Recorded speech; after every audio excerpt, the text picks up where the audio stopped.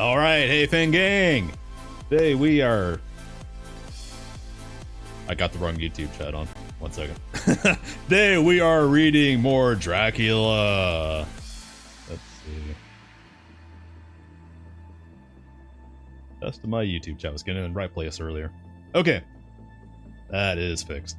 Today we are continuing to read Dracula. Let us hop on over. I need to put on my reading glasses. We left off with Dracula being a possessive creep holding John Harker, Mr. Jonathan Harker, a real estate agent from England, being held hostage, not hostage, just captive by Dracula, as apparently Dracula's Dracula wants to retire to London, apparently. Kind of what it sounds like. I'm not entirely sure what's going on. Why Dracula is so interested in English real estate? I guess he's just tired of living in a crappy castle with his 3 vampiresses that Jonathan Harker went and met and almost got sucked on by. That was a thing. Dracula is also low-key dorky and cute in a weird golem kind of way. That's the thing. Let us get the creepy music on. Also, happy Eve of October. Time to start being more spooky. Tomorrow, as a note, for my birthday on October 1st, we were playing Castlevania Lords of Shadow. I've never played it, but I remember it looking fun at the time when it came out like a decade and a half ago. It's an Odin. I just loaded up to make sure it works and set the video settings. That seems to be looking good. So that'll be tomorrow at some point for my birthday stream. But let us get into reading Dracula, Chapter 4. Jonathan Harker's Journal, continued. I awoke in my own bed. If it be that I had not dreamt, the Count must have carried me there. Cute. I tried to satisfy myself on the subject, but could not arrive at any unquestionable result. To be sure, there were certain small evidences, such as that my clothes were folded and laid by in a manner which was not my habit. My watch was still unwound, and I am rigorously accustomed to wind it the last thing before going to bed, and many such details. But these things are no proof, for they may have been evidences that my mind was not as usual, and, from some cause or another, I had certainly been much upset. I must watch for proof. Of one thing I am glad, if it was that the Count carried me here and undressed me. He must have been hurried in his task, for my pockets are intact. Is that a jab at the stereotype of Romanians being thieves? Okay. I am sure this diary, oh that's fine. I am sure this diary would have been a mystery to him, which he would not have brooked. He would have taken or destroyed it. As I look round this room, although it has been to me so full of fear, it is now a sort of sanctuary, for nothing can be more dreadful than those awful women who are, waiting to suck my blood. 18th of May. I have been down to look at that room again in daylight, for I must know the truth. When I got to the doorway at the top of the stairs, I found it closed. It had been so forcibly driven against the jamb that part of the woodwork was splintered. I could see that the bolt of the lock had not been shot, but the doors fastened from the inside. I fear it was no dream. I must act on this surmise.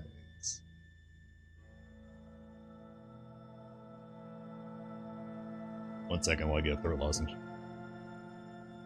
My throat is a little sore from no-lifing Hollow Knight all weekend.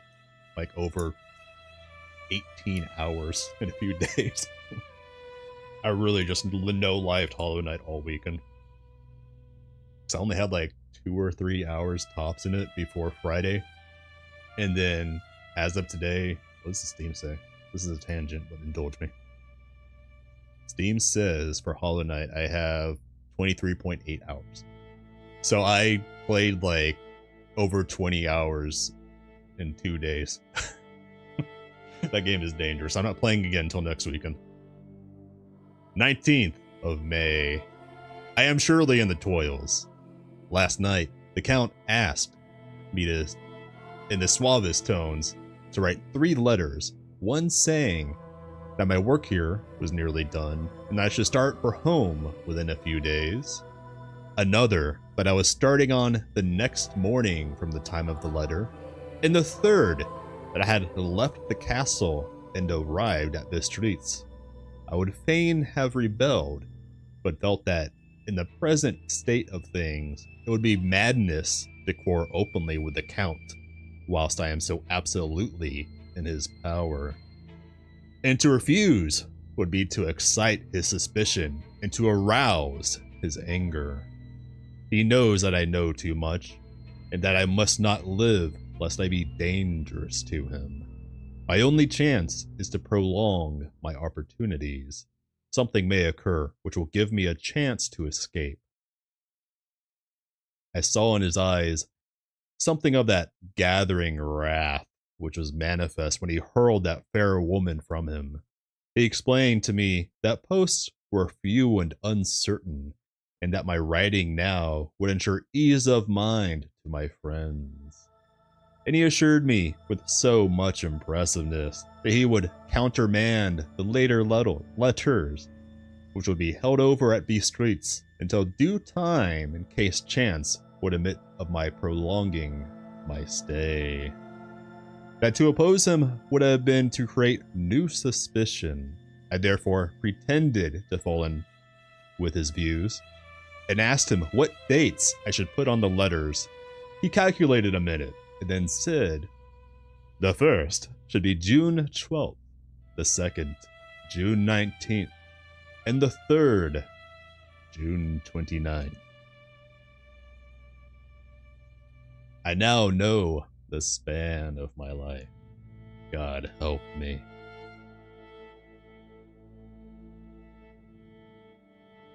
"28th of May. There is a chance of escape, or at any rate, of being able to send word home. A band of Zigani have come to the castle and are camped within the courtyard. These Zigani are gypsies, and I have notes of them in my book. They are peculiar to this part of the world, though allied to the ordinary gypsies all the world over. There are thousands of them in Hungary and Transylvania, who are almost outside all law. They attach themselves, as a rule, to some great noble or boyar, and call themselves by his name. They are fearless and without religion, save superstition, and they talk only their own varieties of the Romany tongue. I shall write some letters home, and shall try to get them and shall try to get the gypsies, not have them the letters. Okay, got it. Try to get them to have them posted. Those 2 M's threw me off. Excuse me. I have already spoken them through my window to begin acquaintanceship. They took their hats off and made obeisance and many signs, which, however, I could not understand any more than I could their spoken language. Another tangent. The other week, I was watching a video about the history of the gypsies, and I always knew it was kind of depressing subject, but it's really damn depressing. I think they were they were either legal or de facto slaves up until the 19th century, and then culturally they're still treated that way until the 19th or the 20th. I forget the exact timeline.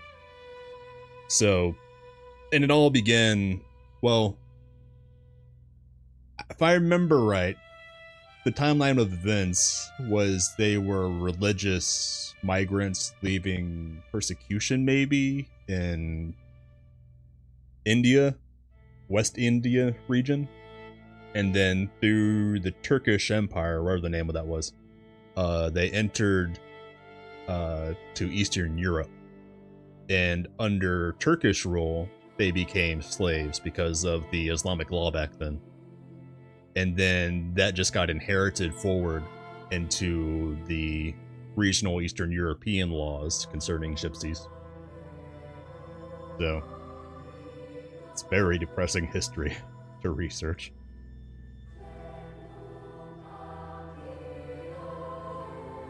Continuing on.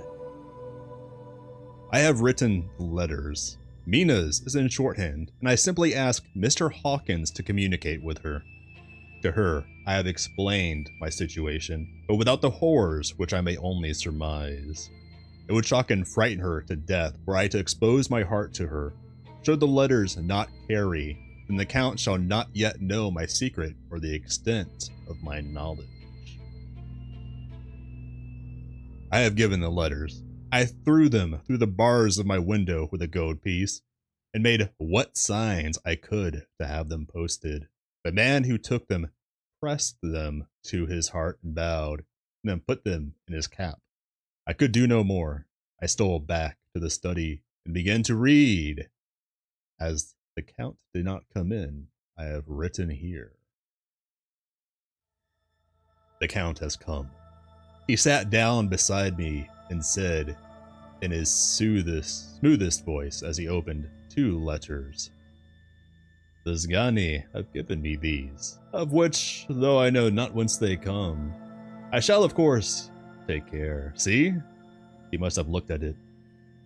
"One is from you, and to my friend Peter Hawkins. The other..." Here, he caught sight of the strange symbols as he opened the envelope, and the dark look came into his face, and his eyes blazed wickedly. "The other is a vile thing, an outrage upon friendship and hospitality. It is not signed. Well, so it cannot matter to us." And he calmly held the letter and envelope in the flame of the lamp till they were consumed. Then he went on. "The letter to Hawkins, that I shall, of course, send on since it is yours. Your letters are sacred to me. Your pardon, my friend, that I did break the seal. Will you not cover it again?" He held out the letter to me, and with a courteous bow handed me a clean envelope. I could only redirect it and hand it to him in silence. When I went out of the room, I could hear the key turn softly. A minute later, I went over and tried it, and the door was locked. When, an hour or 2 after, the Count came quietly into the room, his coming awakened me, for I had gone to sleep on the sofa. He was very courteous and very cheery in his manner, and seeing that I had been sleeping, he said, "So, my friend, you are tired. Get to bed. There is the surest rest. I may not have the pleasure to talk tonight, since there are many labors to me, but you will sleep, I pray." I passed to my room and went to bed, and, strange to say, slept without dreaming. Despair has its own calms. Can't relate.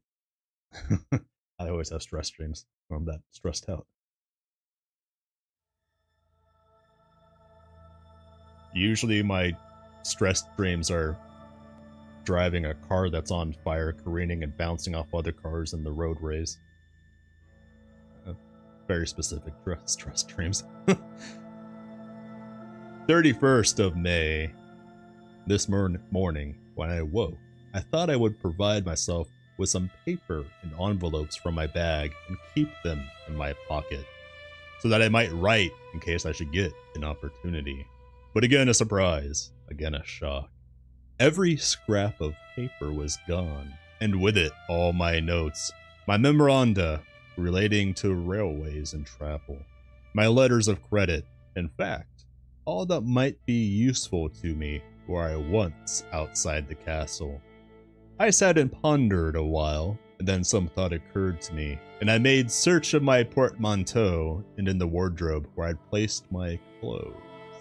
The suit in which I had traveled was gone, and also my overcoat and rug. I could find no trace of them anywhere. This looked like some new scheme of villainy. 17th of June. Damn, 28th. Skipping a lot of weeks here. That's half a month. 17th of June. This morning, as I was sitting on the edge of my bed, cudgeling my brains, I heard without a cracking of whips and pounding of scraping of horses' feet up the rocky path beyond the courtyard. With joy, I hurried to the window and saw drive into the yard 2 great litter wagons, each drawn by 8 sturdy horses, and at the head of each, a pair of Slavok with his white hat, great nail-studded belt, dirty sheepskin, and high boots. They had also their long staves in hand. I ran to the door, intending to descend and try to join them through the main hall, as I thought that way might be open for them. Again a shock. My door was fastened on the outside. Then I ran to the window and cried to them. They looked up at me stupidly and pointed. But just then, the hetman of the Zegany came out, and seeing them pointing to my window, said something, at which they laughed. Henceforth, no effort of mine, no piteous cry, or agonized entreaty would make them even look at me. They resolutely turned away. The litter wagons contained great square boxes, with handles of thick rope. These were evidently empty by their ease with which the Slovaks handled them, and by their resonance as they were roughly moved. When they were all unloaded and packed in a great heap in one corner of the yard, the Slovaks were given some money by the Zegany, and spitting on it for luck, lazily went each to his horse's head. Shortly afterwards, I heard the cracking of their whips die away in the instant.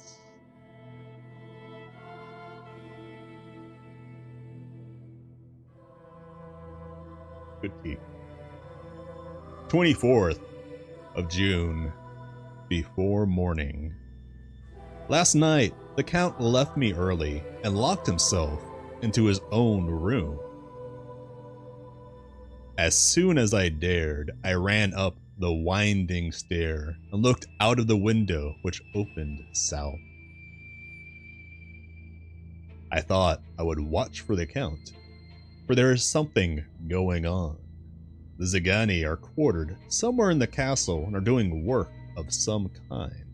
I know it, for now and then I hear a faraway, muffled sound as of mattock and spade, and whatever it is, it must be the end of some ruthless villainy. I had been at the window somewhat less than half an hour when I saw something coming out of the Count's window. I drew back and watched carefully, and saw the whole man emerge. It was a new shock to me to find that he had on the suit of clothes with which I had worn whilst traveling here, and slung over his shoulder the terrible bag which I had seen the women take away. There could be no doubt as to his quest, and in my garb too. This then is his new scheme of evil, that he will allow others to see me as they think, so that he may both leave evidence that I have been seen in the towns or villages posting my own letters, and that any wickedness which he may do shall by the local people be attributed to me. It makes me rage to think that this can go on, and whilst I am shut up here, a veritable prisoner, but without that protection of the law which is even a criminal's right and consolation. I thought I would watch for the Count's return, and for a long time sat doggedly at the window. Then I began to notice there were some quaint little specks floating in the rays of the moonlight. They were the tiniest grains of dust, and they rolled round and gathered in clusters in a nebulous sort of way. I watched them with a sense of soothing, and a sort of calm stole over me.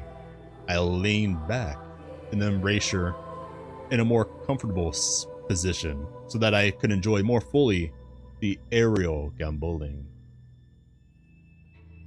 Something made me start up. A low, piteous howling of dogs somewhere far below in the valley. which was hidden from my sight.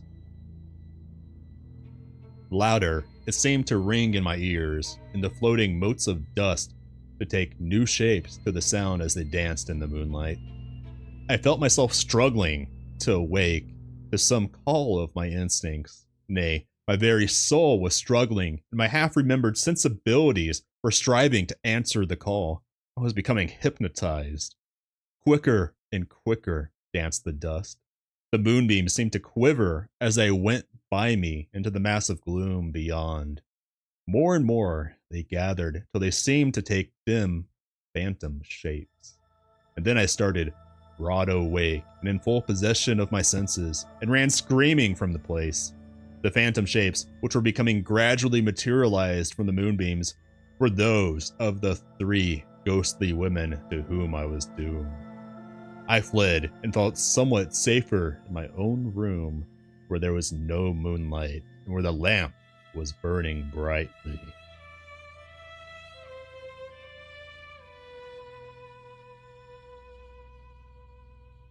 When a couple of hours had passed, I heard something stirring in the Count's room, something like a sharp wail quickly suppressed. And then there was silence, a deep, awful silence, which chilled me. With a beating heart, I had tried the door, but I was locked in my prison and could do nothing. I sat down and simply cried. As I sat, I heard a sound in the courtyard without, the agonized cry of a woman. I rushed to the window and, throwing it up, peered out between the bars. There, indeed, was a woman with disheveled hair, holding her hands over her heart as one distressed with running. She was leaning against a corner of the gateway. When she saw my face at the window, she threw herself forward and shouted in a voice laden with menace, "Monster, give me my child!" She threw herself on her knees and, raising up her hands, cried the same words and tones which wrung my heart. Then she tore her hair and beat her breast and abandoned herself to all the violences of extravagant emotion. Finally, she threw herself forward, and though I could not see her, I could hear the beating of her naked hands against the door. Somewhere high overhead, probably in the tower, I heard the voice of the Count calling in his harsh, metallic whisper. His call seemed to be answered from far and wide by the howling of wolves. Before many minutes had passed, a pack of them poured, like a pent-up dam when liberated, through the wide entrance into the courtyard. There was no cry from the woman, and the howling of the wolves was but short. Before long, they streamed away singly, licking their lips. I could not pity her, for I knew not what had become of her child, and she was better dead. What shall I do? What can I do? How can I escape from this dreadful thing of night and gloom and fear? 25th of June, morning. No man knows that he has suffered from the night how sweet and how dear to his heart and I the morning can be. When the sun grew so high this morning that it struck the top of the great gateway opposite my window, the high spot which it touched seemed to me as if the dove from the ark had lighted there. My fear fell from me as if it had been a vaporous garment which dissolved in the warmth. I must take action of some sort whilst the courage of the day is upon me. Last night, one of my post-dated letters went to post, the first of that fatal series, which is to blot out the very traces of my existence from the earth. Let me not think of that. Action. It has always been at nighttime that I've been molested or threatened, or in some way in danger or in fear. I have not yet seen the Count in the daylight. Can it be that he sleeps when others wake, that he may be awake whilst they sleep? If I could only get into his room, but there is no possible way. The door is always locked. No way for me. Yes, there is a way, if one dares take it. Where his body has gone, why may not another body go? I have seen him myself crawl from his window. Why should I not imitate him and go in by his window? The chances are desperate, but my need is more desperate still. I shall risk it. At the worst, it can only be death, and a man's death is not a calf's, and the dreaded hereafter may still be open to me. God help me in my task. Goodbye, Mina, if I fail. Goodbye, my faithful friend and second father. Goodbye all, and last of all, Mina. Same day, later. I have made the effort, and God, helping me, have come safely back to this room. I must put down every detail in order. I went whilst my courage was fresh and straight to the window on the south side, and at once got outside the window, outside on the narrow edge of the stone, which runs around the building on this side. The stones are big and roughly cut, and the mortar has by process of time been washed away between them. I took off my boots and ventured out on that desperate way. I looked down once, so as to make sure that sudden glimpses of the awful depth would not overcome me, but after that, kept my eyes away from it.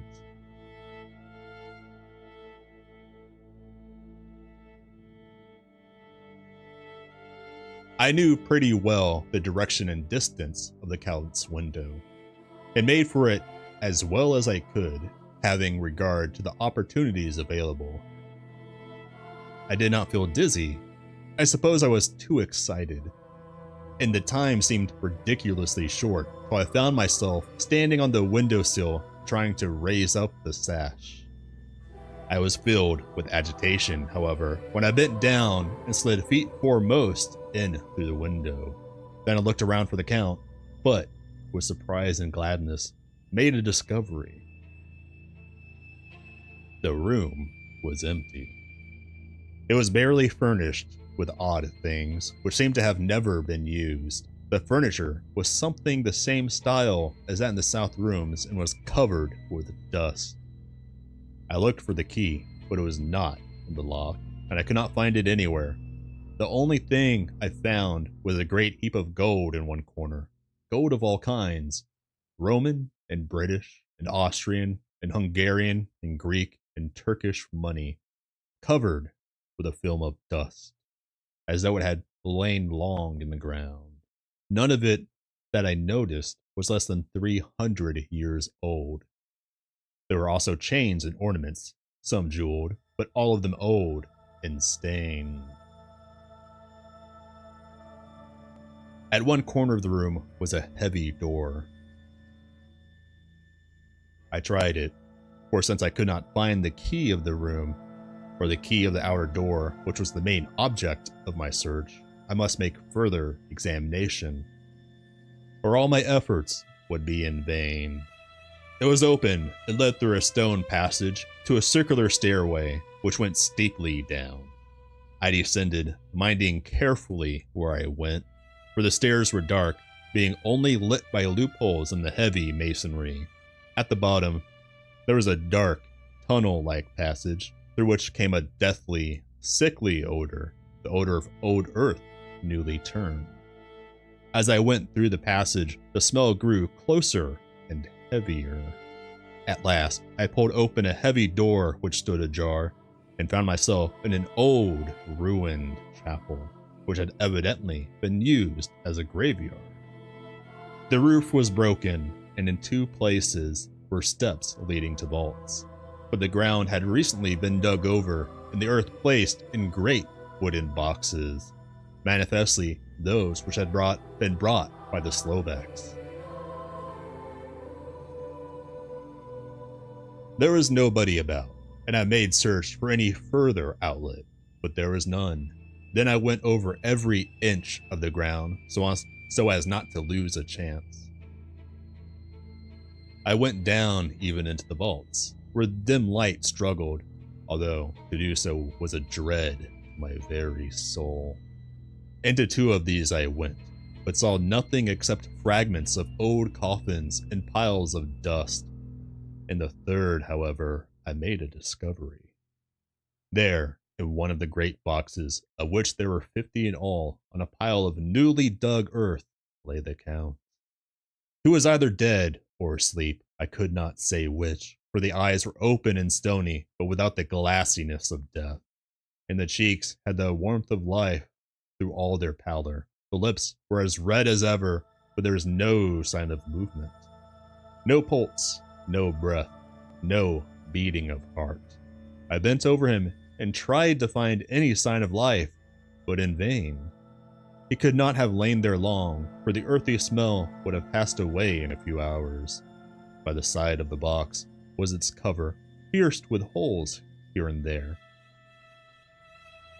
I thought he might have the keys on him.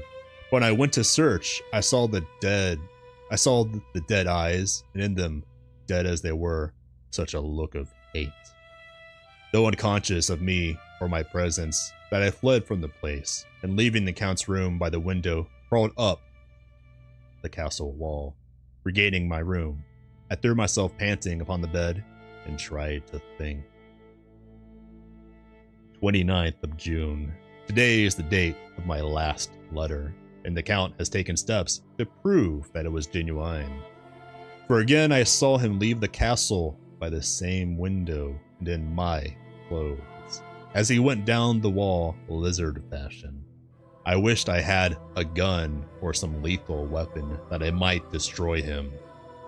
But I fear that no weapon wrought alone by man's hand would have any effect on him. I dared not wait to see him return, for I feared to see those weird sisters. Rude. I came back to the library and read there till I fell asleep. I was awakened by the Count, who looked at me as grimly as a man can look, as he said, "Tomorrow, my friend, we must part. You return to your beautiful England. I to some work which may have such an end that we may never meet. Your letter home has been..." I got really sing-songy there. "Your letter home has been dispatched. Tomorrow I shall not be here, but all shall be ready for your journey. In the morning come the Zigani, who have some labors of their own here, and also come some Slovaks. When they have gone, my carriage shall come for you, and shall bear you to the Borgo Pass to meet the diligence from Bukovina to Bistritz.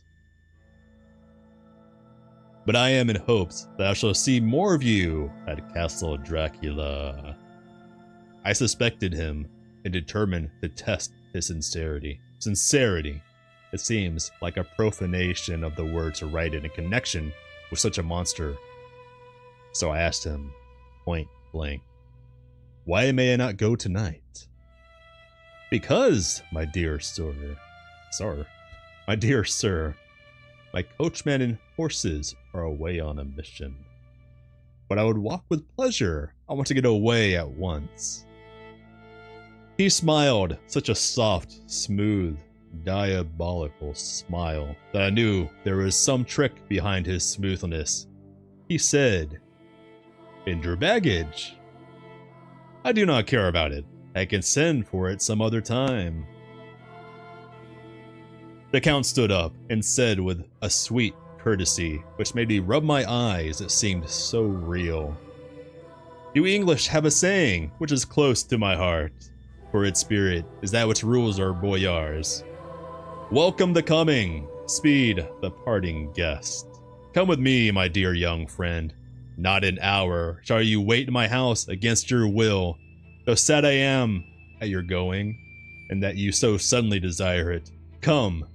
With a stately gravity, he, with the lamp, preceded me down the stairs and along the hall. Suddenly, he stopped. Hark! Close at hand came the howling of many wolves. It was almost as if the sound sprang up at the rising of his hand, just as the music of a great orchestra seems to leap under the baton of the conductor. After a pause of a moment, he proceeded in his stately way to the door, drew back the ponderous bolts, unhooked the heavy chains, and began to draw it open.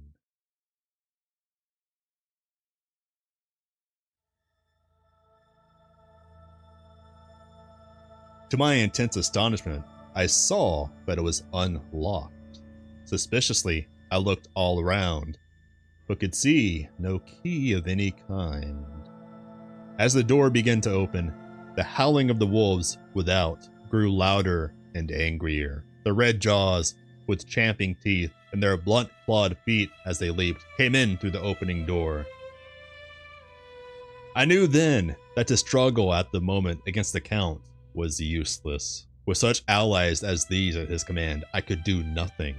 But still, the door continued slowly to open, and only the Count's body stood in the gap.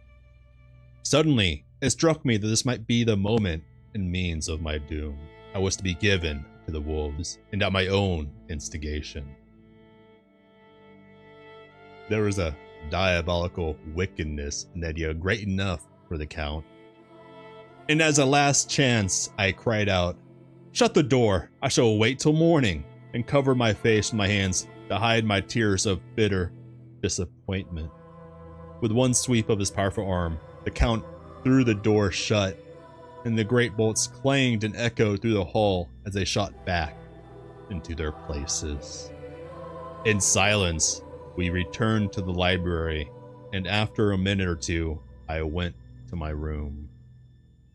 The last I saw of Count Dracula was his kissing his hand to me, with a red light of triumph in his eyes, and with a smile that Judas in hell might be proud of. That is a hell of a phrase. When I was in my room and about to lie down, I thought I heard a whispering at my door. I went to it softly and listened. Unless my ears deceived me, I heard the voice of the Count. Back to your own place. Your time is not yet come. Wait, have patience. Tonight is mine. Tomorrow night is yours.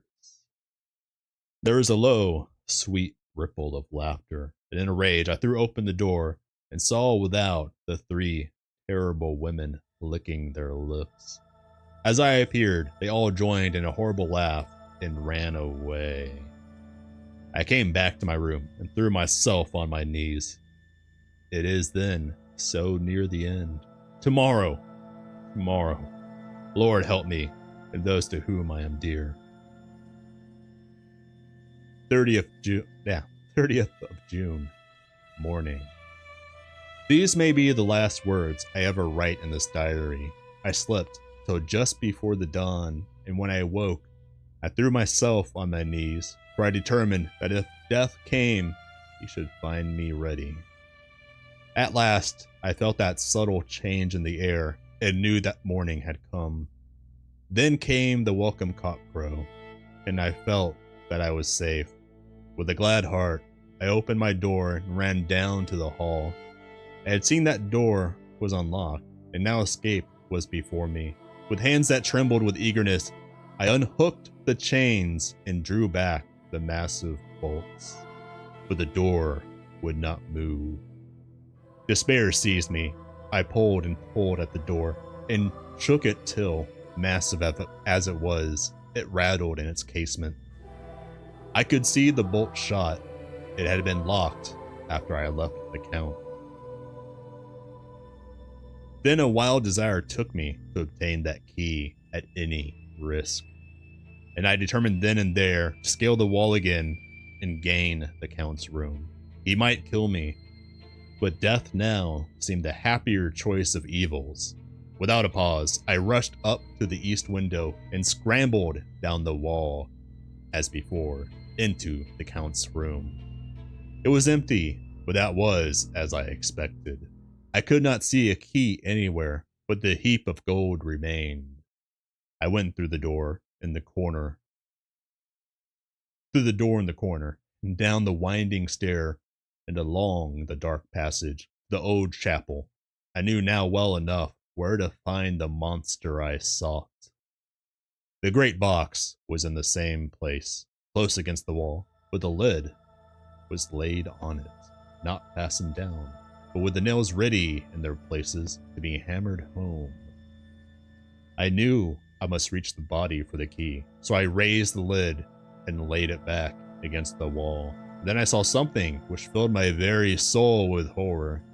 There lay the Count, but looking as if his youth had been half renewed, for the white hair and mustache were changed to dark iron gray. The cheeks were fuller, and the white skin seemed ruby red underneath. The mouth was redder than ever, for on the lips were gouts of fresh blood, which trickled from the corners of the mouth and ran over the chin and neck. Even the deep, burning eyes seemed set against swollen flesh, for the lids and pouches underneath were bloated. It seemed as if the whole awful creature were simply gorged with blood. He lay like a filthy leech, exhausted with his repletion. I shuddered as I bent over to touch him, and every sense in me revolted at the contact, but I had to search, or I was lost. The coming night might see my own body a banquet in a similar way to those horrid three. I felt all over the body, but no sign could I find of the key. Then I stopped and looked at the Count. There was a mocking smile on the bloated face, which seemed to drive me mad. This was the being I was helping to transfer to London, where, perhaps for centuries to come, he might, amongst its teeming millions, satiate his lust for blood and create new and ever-widening circle of semi-demons to batten on the helpless. The very thought drove me mad. A terrible desire came upon me to rid the world of such a monster. There was no lethal weapon at hand, but I seized a shovel with which the workmen had been using to fill the cases, and lifting it high, struck with the edge downward at the hateful face. But as I did so, the head turned, and the eyes fell full upon me, with all their blaze of basilisk horror. The sight seemed to paralyze me, and the shovel turned in my hand and glanced from the face, merely making a deep gash above the forehead.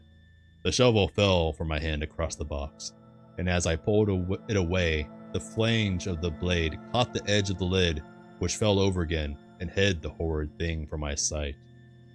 The last glimpse I had was of the bloated face, blood-stained and fixed with a grin of malice which would have held its own in the nethermost hell.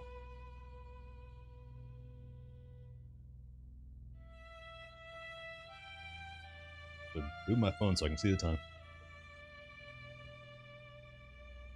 There we go. I thought and thought what should be my next move, but my brain seemed on fire, and I waited with a despairing feeling growing over me. As I waited, I heard in the distance a gypsy song sung by merry voices coming closer. And, through their song, the rolling of heavy wheels and the cracking of whips. The Zagani and the Slovaks of whom the Count had spoken were coming. With the last look around and at the box which contained the vile body, I ran from the place and gained the Count's room, determined to rush out at the moment the door should be opened. With strained ears I listened and heard downstairs the grinding of the key in the great lock and the falling back of the heavy door. There must have been some other means of entry, or someone had a key for one of the locked doors. Then there came the sound of many feet tramping and dying away in some passage which sent up a clanging echo. I turned to run down again towards the vault, where I might find the new entrance, but at the moment there seemed to come a violent puff of wind, and the door to the winding stair blew to with a shock that set the dust from the lintels flying. When I ran to push it open, I found that it was hopelessly fast. I was again a prisoner. The net of doom was closing round me closely.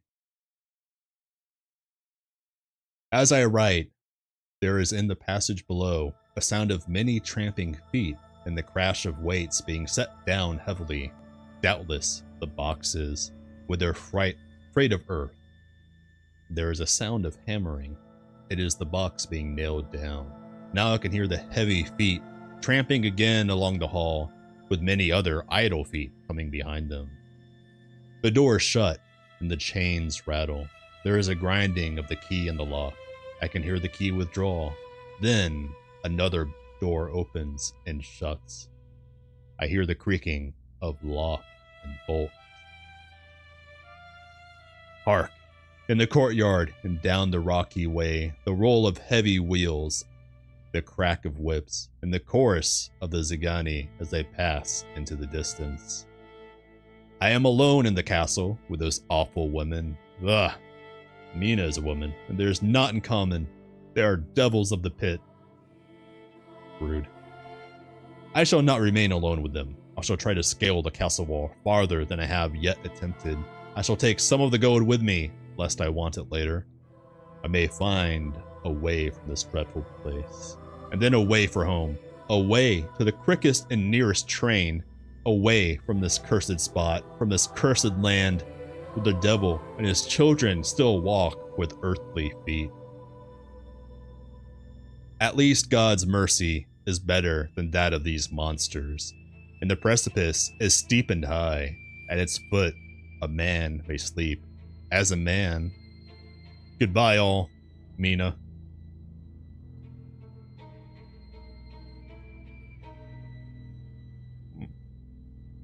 Changing point of view now to Mina. Miss Mina Murray, the Miss of Lucy Westenra. 9th of May. My dearest Lucy,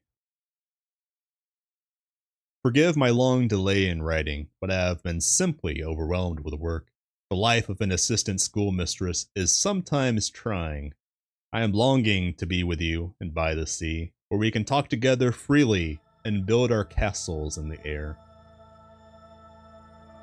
I have been working very hard lately because I want to keep up with Jonathan's studies, and I have been practicing shorthand very assiduously. When we are married, I shall be able to be useful to Jonathan, and if I can stenograph well enough, I can take down what he wants to say in this way and write it out for him on the typewriter, at which also I am practicing very hard.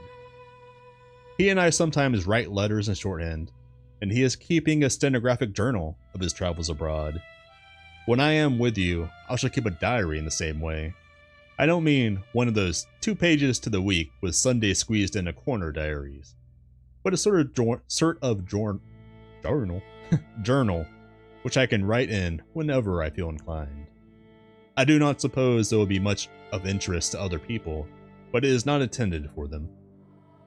I may show it to Jonathan someday, if there is in it anything worth sharing, but it is really an exercise book. I shall try to do what I see lady journalists do, interviewing and writing descriptions and trying to remember conversations. I am told that, with a little practice, all that goes on or that one hears said during a day. However, we shall see.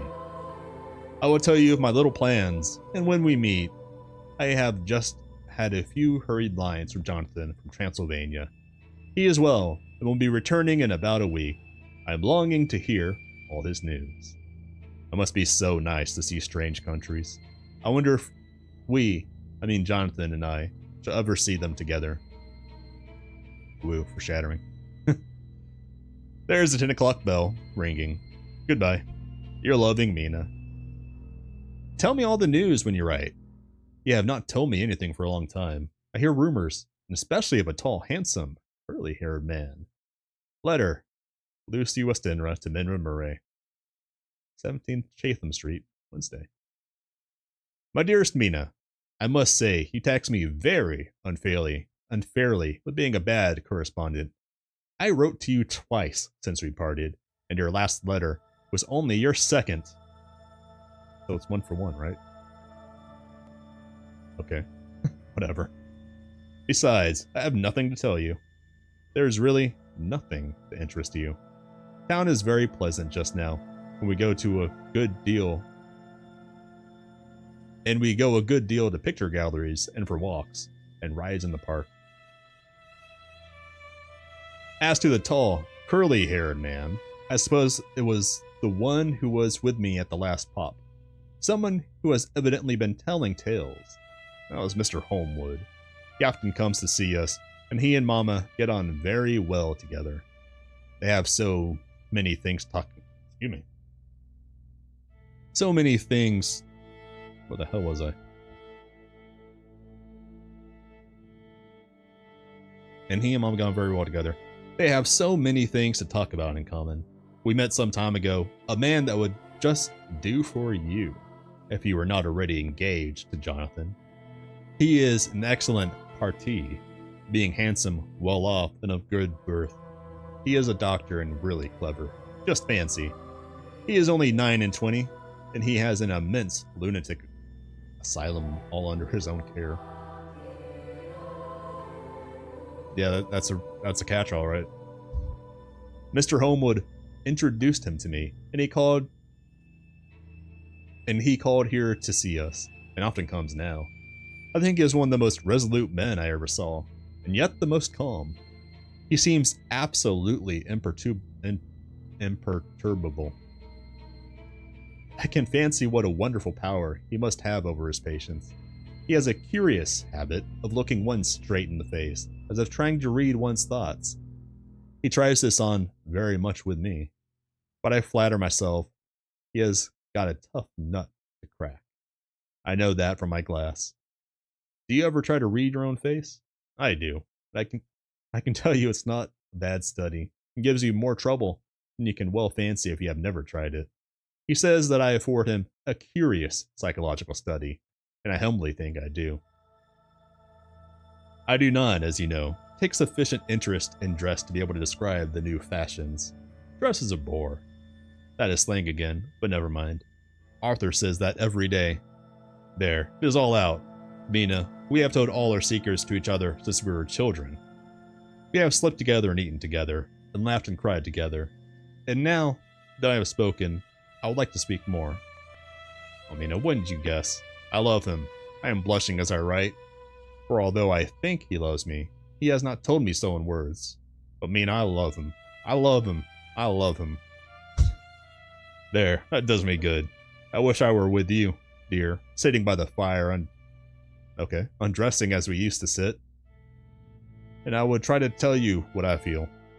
But I do not know how I am writing this even to you. I'm afraid to stop. I should tear up the letter, and I don't want to stop, for I do want to tell you all. Let me hear from you at once, and tell me all that you think about it. Mina, I must stop. Good night. Bless me in your prayers, and Mina, pray for my happiness. Lucy. P.S. I need not tell you this is a secret. Good night again. That's a cute friendship.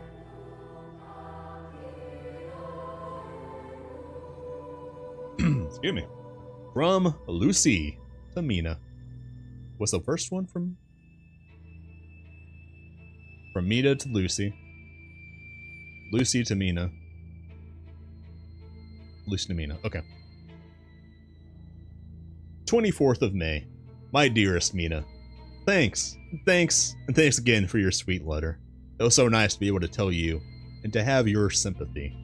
My dear, it never rains, but it pours. How true the old proverbs are. Here I am, who shall be 20 in September, and yet I never had a proposal till today. Not a real proposal. And today, I've had 3. Just fancy, 3 proposals in one day. Isn't awful. I feel sorry, really, truly, and sorry for 2 of those poor fellows. Oh, Mina, I'm so happy that I don't know what to do with myself. And 3 proposals. But for goodness' sake, don't tell any of the girls. They would be getting in all sorts of extravagant ideas, and imagining themselves injured and slighted if in their very first day at home they did not get at least 6. Some girls are so vain. You and I, Mina dear, who are engaged, are going to settle down soon soberly into old married women, can despise vanity. Well, I must tell you about the 3, but you must keep it a secret, dear, from everyone, except of course Jonathan. Certainly tell Arthur. A woman ought to tell her husband everything, don't you think so, dear? And I must be fair. Men, like women, certainly their wives, be quite as fair as they are. And women, I'm afraid, are not always quite as fair as they should be. Okay. It's a product of its times.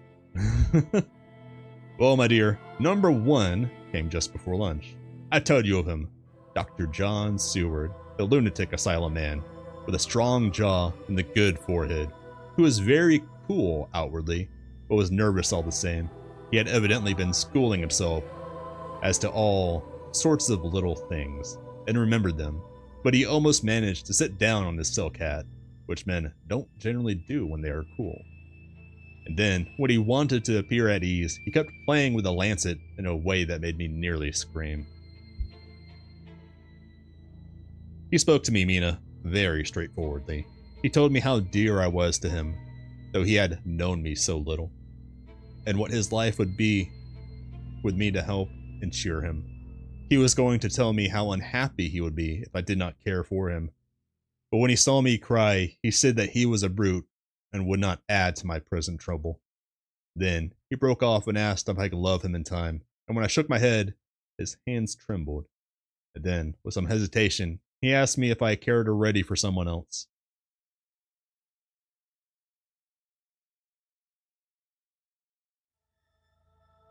He put it very nicely, saying that he did not want to wring my confidence from me, but only to know, because if a woman's heart was free, a man might have hope. And then, Mina, I felt a sort of duty to tell him that there was someone.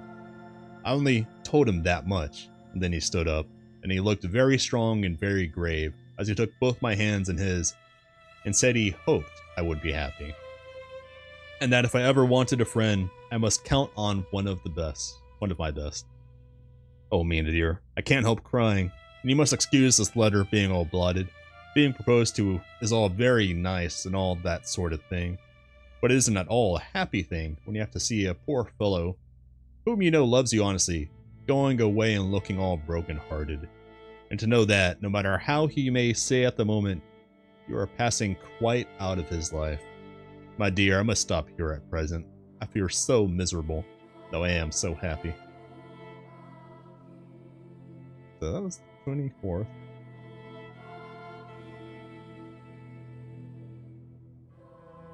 Wonder what happened in that 2 weeks. She was pretty hot to trot for that one guy. Anyways. Evening. Arthur has just gone. I feel in better spirits than when I left off, so I can go on telling you about the day. Well, my dear, number 2 came after lunch. He is such a nice fellow. An American from Texas. And he looks so young and so fresh that it seems almost impossible that he has been to so many places and has had such adventures. I sympathize with poor Desdemona, and when she had such a dangerous dream poured in her ear, even by a black man.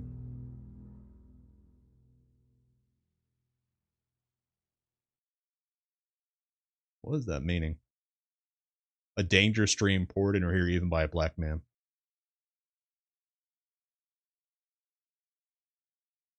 I think I understand what it means, and it's being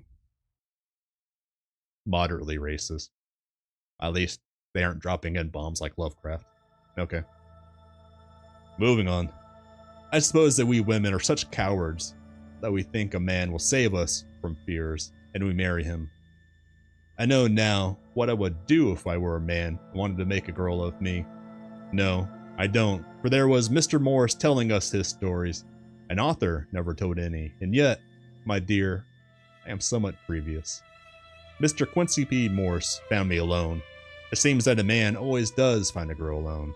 No, he doesn't, for Arthur tried twice to make a chance. And I, helping all I could, I am not ashamed to say it now. I must tell you beforehand that Mr. Morse doesn't always speak slang. That is to say, he never does so to strangers or before them, for he is really well educated and has exquisite manners. But he found out that it amused me to hear him talk American slang. And whenever I was present, there was no one to be shocked. He said such funny things. I'm afraid, my dear, he has to invent it all, for it fits exactly into whatever else he has to say. But this is a way slang has. I do not know myself if I shall ever speak slang. I do not know if Arthur likes it, as I have never heard him use any yet. Well, Mr. Morris sat down beside me and looked as happy and jolly as he could. but I could see all the same that he was very nervous. He took my hand in his and said ever so sweetly, "Miss Lucy, I know I ain't good enough to regulate the fixins of your little shoes, but I guess if you wait till you find a man that is, you will go join them 7 young women with the lamps when you quit." The fuck does that mean? Won't you just hitch up alongside of me? Let's go down the long road together, driving in double harness. That's definitely some Texas slang. Or British idea of what Texas slang sounds like. Well, he did look so good-humored and so jolly that it didn't seem half so hard to refuse him as it did poor Mr. Dr. Stewart. So I said, as lightly as I could, that I did not know anything of hitching and that I wasn't broken to harness at all yet. Then he said that he had spoken in a light manner, and he hoped that if he had made a mistake in doing so on so grave, so momentous an occasion for him, I would forgive him. He really did look serious when he was saying it, and I couldn't help feeling a bit serious too. I know, Mina, you will think me a horrid flirt. Though I couldn't help feeling a sort of exultation that he was number 2 in one day. And then, my dear, before I could say a word, began pouring out a perfect torrent of lovemaking, laying his very heart and soul at my feet. He looked so earnest over it that I shall never again think that a man must be playful always, and never earnest, because he is merry at times. I suppose he saw something in my face which checked him, for he suddenly stopped and said with a sort of manly fervor that I could have loved him for if I had been free.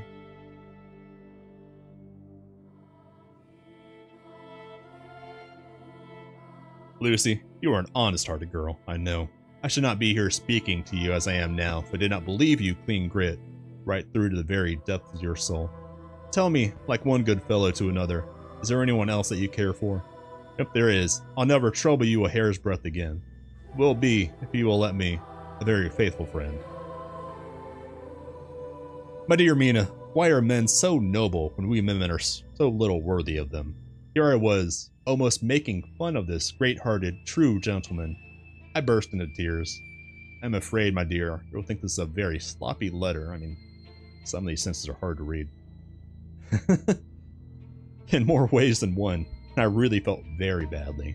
Why can't they let a girl marry 3 men, or as many as want her, and save all this trouble? But this is heresy, and I must not say it.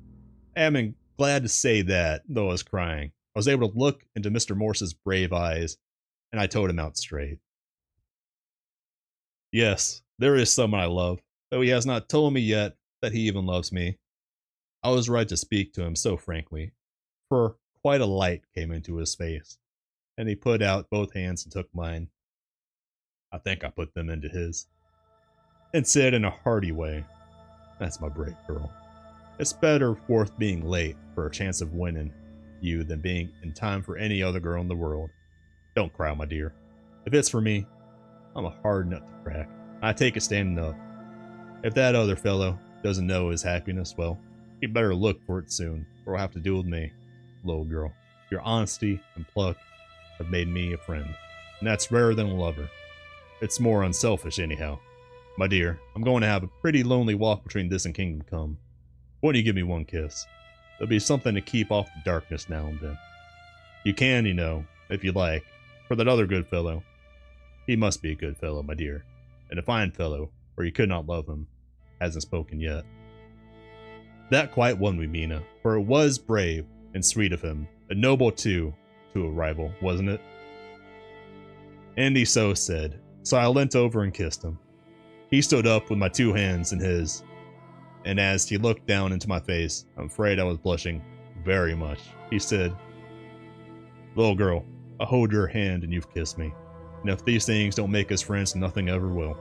Thank you for your sweet honesty to me, and goodbye." He wrung my hand, and taking up his hat, went straight out of the room without looking back, without a tear or a quiver or a pause, and I'm crying like a baby. But why must a man like that be made unhappy when there are lots of girls about who would worship the very ground he trod on? I know I would if I were free. Well, I don't want to be free. My dear, this quite upsets me, and I feel I cannot write of happiness just at once, after telling you of it.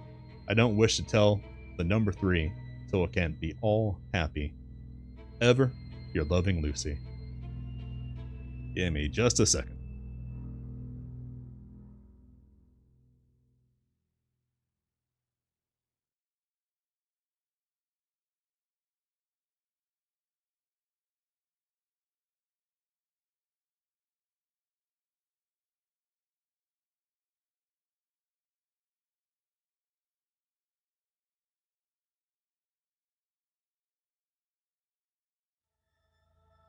Alright, sun went down so I could open the window. P.S. Oh, about number 3. I didn't need to tell you of my number 3, need I? Besides, it was all so confused. It seemed only a moment from his coming into the room till both his arms were around me and he was kissing me. I am very, very happy. I don't know what I have done to deserve it. Excuse me. I must only try in the future to show that I am not ungrateful to God for all his goodness to me and sending to me such a lover, such a husband, and such a friend. Goodbye. Dr. Seward's diary, kept in phonograph.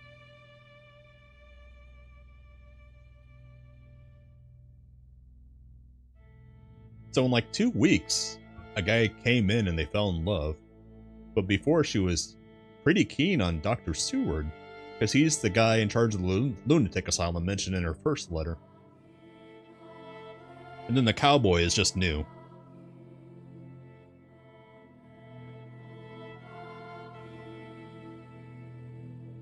My paranoid side is telling me that the new guy could be Dracula, but that I don't think that lines up with the timeline yet. I think Dracula is still in Castlevania. Yeah. 25th of May. Ebb tide and appetite today. Cannot eat, cannot rest, so diary instead. Since my rebuff of yesterday, I have a sort of empty feeling. Nothing in the world seems of sufficient importance to be worth the doing. As I knew that the only cure for this sort of thing was work, I went down amongst the patients. I picked out one who has afforded me a study of much interest. He is so quaint that I am determined to understand him as well as I can. Today, I seem to get nearer than ever before to the heart of his mystery. I questioned him more fully than I had ever done, with a view to making myself master of the facts of his hallucination. In my manner of doing it, there was, I now see, something of cruelty. I seemed to wish to keep him to the point of his madness, a thing which I avoid with the patience as I would the mouth of hell. Memorandum. Under the circumstances, I would not avoid the pit of hell. Would I not avoid the pit of hell? Omnia Romae Venelia sunt. Hell has its price. Verb. Sat. If there be anything behind this instinct, it will be valuable to trace it afterwards accurately, so I had better commence to do so. I forget what this means. These old writing terms. I think that just means a clarification. Verb sap. Like verbatim sap, I think.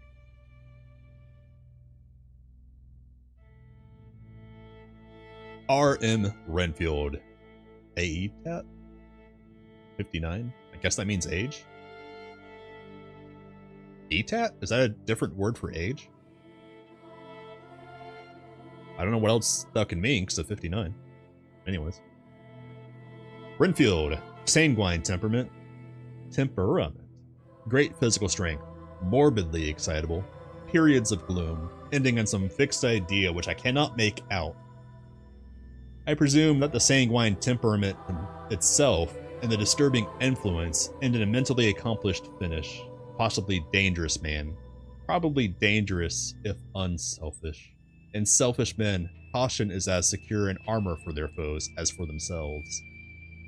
What I think of on this point is, when self is the fixed point of the centripetal force is balanced with the centrifuge. What the fuck am I reading?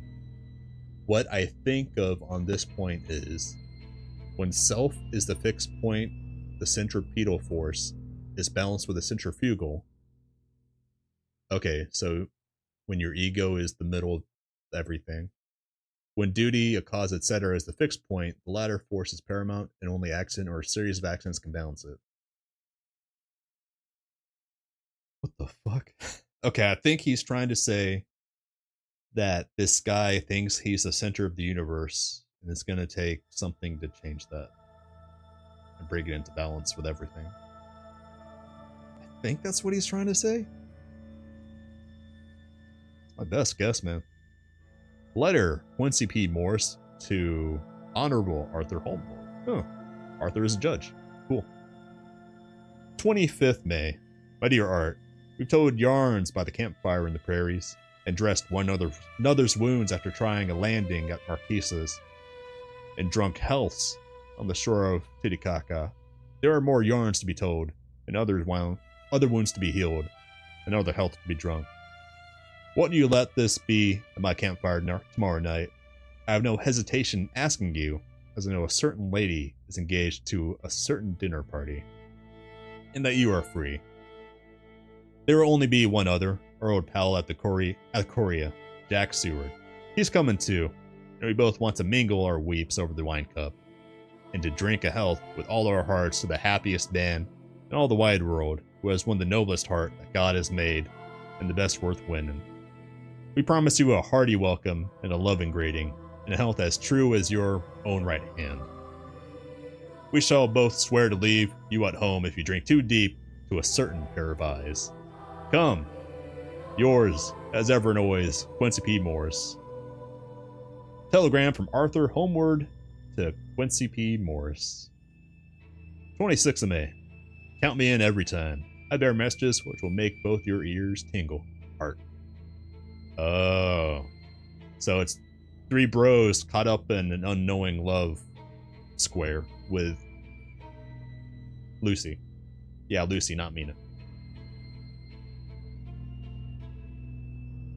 Lucy really did self-report on herself about being a flirt. God damn. Chapter 6, but I'm gonna call it there because my throat is a little hoarse after no live streaming Hollow Knight all weekend. And I know I need to end by 8 anyways for Amelia Watson's soft graduation. That's a little sad. That's a thing. I might, if I'm feeling better, I might do a midnight stream. So bring in Halloween in the AM of the 1st. That might be fun. I don't have no idea how long the soft graduation for Amelia is going to run, because it starts in top of the hour at 8 p.m. Eastern, I think. Pretty sure. But that's it for tonight. Tomorrow, I will be earlier in the day, the afternoon sometime. I'm going to start streaming Castlevania Lords of the Shadow for my birthday. Hold on, I have to count again. I have to count. Look, when you're forever 19 like me, you just have to count these things out, because it is so complicated to figure out. Where's my notepad with it? My birthday math notepad. My 1,924th birthday is tomorrow. Yeah, that's right. Okay. I'm forever 19 though.